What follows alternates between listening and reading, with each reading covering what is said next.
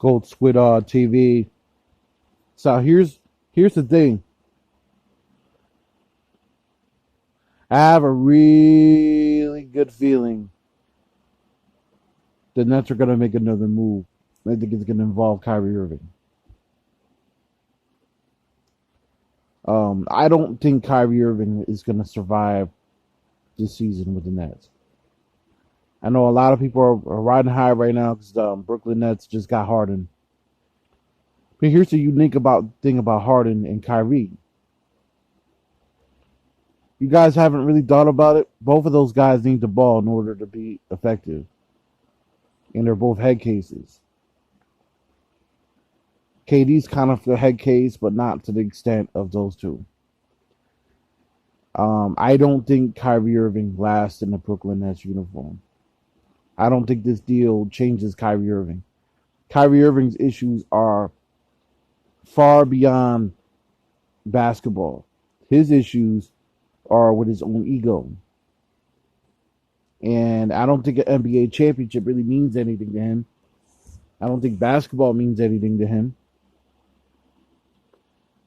Now, unless you think that he did all this as an elaborate plan to get away to make the Nets have to make the deal, then that's a little different. But it really wasn't on the pressure, wasn't on the Nets to make the deal. The Nets now essentially lost a lot of their depth, losing Jared Allen, losing LeVert. They already lost Dinwiddie early in the year with the torn ACL. And now they just got Joe Harris is really their only depth on the bench.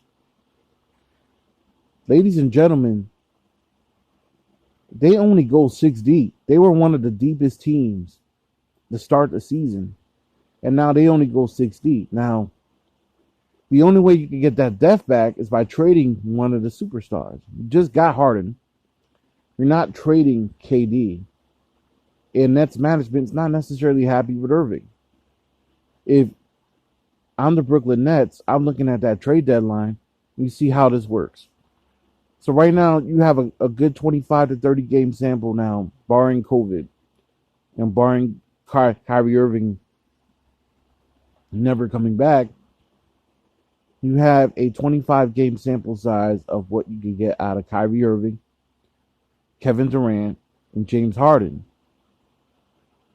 I think Kyrie and KD complement each other's games because KD doesn't necessarily need the ball in order to be, he kind of like, in a lot of ways, I kind of credit that he could catch a shoot and he could break down his opponents.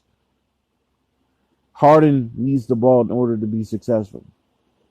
Kyrie Irving needs the ball in order to be successful. What are the two things those two players do both? They both dribble the ball a lot. There's no spacing. Your only spacing is Joe Harris now. You got rid of Jared Allen. You got rid of LeVert. You got rid of Dinwiddie's out of there with the injury. You just got James Harden. You basically gave away all your depth. So now you're banking on the next couple years of winning a title. Now, don't let these national media people fool you into believing and giving you a false sense of thinking the Nets are going to be a championship team.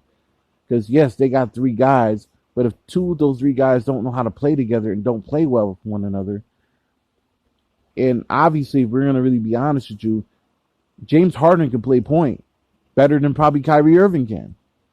Say what you want about Harden. Harden is a better player than Kyrie Irving. So now you really makes this trade in a lot of ways. If you want depth on your team, this trade makes Kyrie Irving expendable in case he continues to do all these tactics. Don't think for 1 second Brooklyn wouldn't hit one of these bottom feeder teams like an Orlando or Washington or Charlotte or any bottom feeder teams in the East or even in the West for that matter and hit them up and like, hey, it's like Kyrie Irving. Teams, no matter how much of a head case Kyrie is, people are going to try to make it work. Don't be surprised if you see Kyrie Irving in a different uniform by the end of the year. I'm calling it. We'll see what happens. Gold Squad TV, Leave your comments down below.